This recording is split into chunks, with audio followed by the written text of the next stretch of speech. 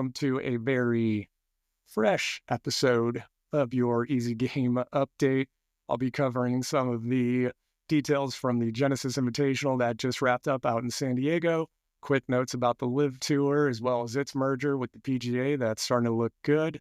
And as well as some TGL changes. They're going to change the rule on the hammer, so this should be pretty interesting.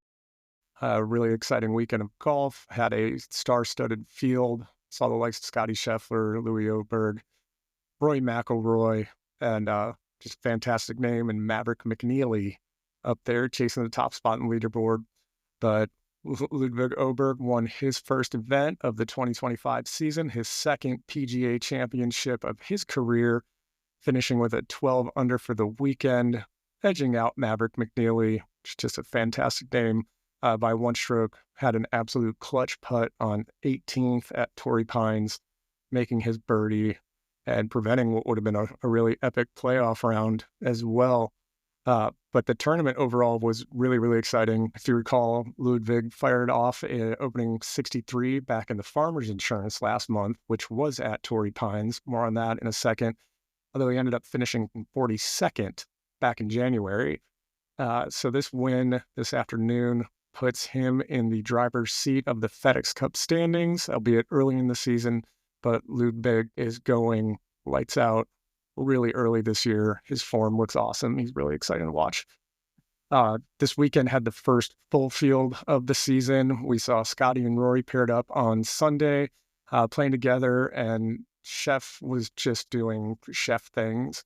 If you watched earlier in the tournament on Friday, he only hit 5 out of 14 fairways. It was just smashing that ball all over the place. But then we watched him have just an amazing hole out on number 15 on Sunday, making birdie from a greenside bunker and setting himself up for what would have been at the time a share of the lead, as he had an eagle attempt on 18. Of course, Ludwig made birdie on that to finish 12 under and would have still beat Scotty by one stroke. But that extra pressure, if Scotty had made that eagle putt, would have been fun to watch how Louis respond to that. But the tournament wasn't without some excitement off the course as well. Historically, the Genesis is held at Riviera Country Club in Los Angeles, but the decision was made back in January to move the event from LA to San Diego due to the wildfires that had just ravaged Los Angeles.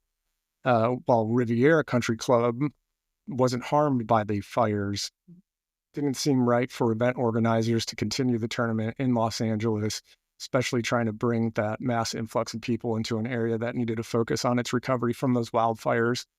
So the event decided to pack up back in January. January 16th, they made the decision to move it to San Diego.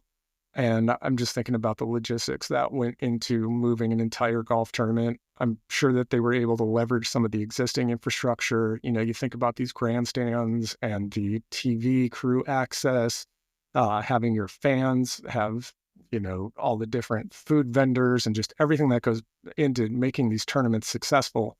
Having to make that decision to move to San Diego had to be a tough one. And the crews that made this event happen just did an outstanding job. And also, unfortunately, in some news off the course, earlier this month, we heard about the passing of Tiger Woods' mother, Quiltita, who was just an absolute incredible influence on Tiger and his growth as a golfer, especially as a young boy, and then becoming the professional that we've all known and enjoyed for decades.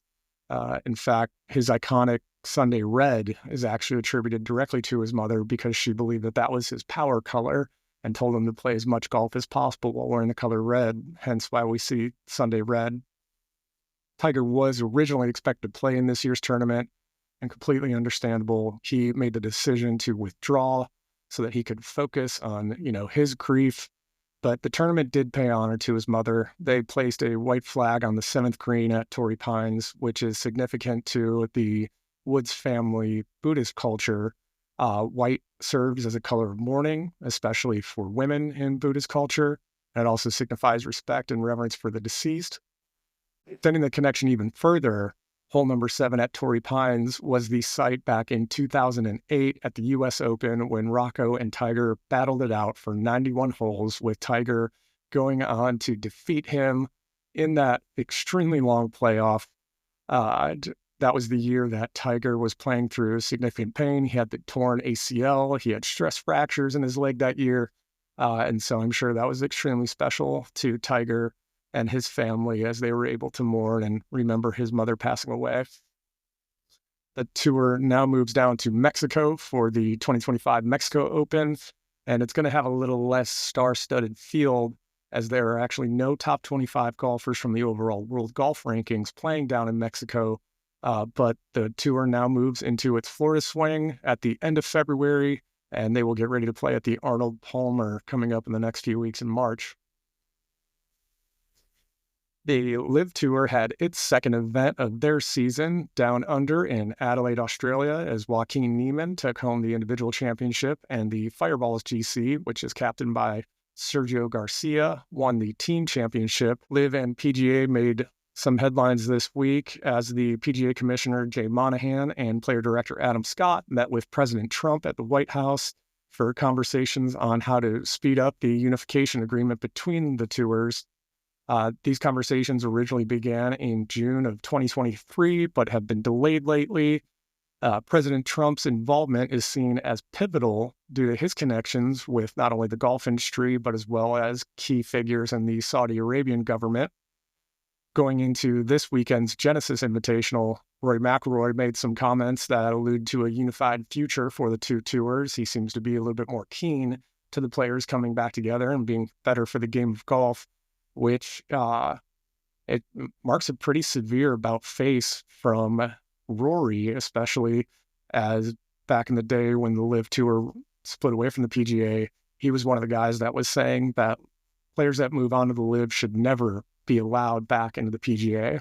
So pretty substantial 180 from Rory about that, but it looks like progress is going to be made on getting the two tours unified again.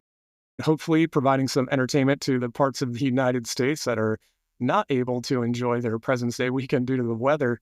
The TGL has a triple header tomorrow on Monday. It's going to have 3 matches across Monday afternoon and then another one actually on Tuesday. So we've got 4 TGL matches this week. On Monday, we will see Atlanta against Los Angeles and then follow up against the Bay. And then the Bay will take on Boston Common to wrap up Monday afternoon and Monday evening's events. And then on Tuesday, Tiger is going to be back in Jupiter as the Lynx play against Boston Commons. TGL also announced new rules for the hammer. Teams are now going to start with 3 hammers each rather than the 1 that is just passed between the 2 teams, as we've seen for the last couple of weeks of TGL. These hammers can be thrown at any point during the match, and if one is thrown before the hole starts, the opposing team must accept the hammer. This hammer rule change is an effort to give trailing teams a chance to get back into the match before it gets out of control, which we have seen plenty of in the events that TGL has held in its inaugural season. TGL has also announced favorable ratings news, according to Yahoo Sports, with 3 of the previous 5 matches reaching a peak of 1.1 million viewers. TGL reports that 42% of its audience is in the coveted 18 to 40-year-old demographic and is trailing only the NBA in median viewer age. Sum up what that means, that if TGL is trying to reach out and gain a large viewership among its younger demographics, and especially against the ones that traditional golf reaches, TGL is succeeding. I hope that this is a good indicator of things to come, as well as with the hammer rule changes, we'll see a lot more excitement come out of these TGL events. So just want to say thanks to everyone that has followed the channel so far. Make sure to check out the second episode of our full-length podcast. It's on Spotify, Apple Music, as well as YouTube. We're getting ready for our first golf trip of the year. We share some details about the location of where we'll be headed to in March. It's one of my favorite golf destinations and trying to protect the identity. So if you're going to want to know where we're headed to in March, you're going to have to listen to that full-length episode. Thanks for listening.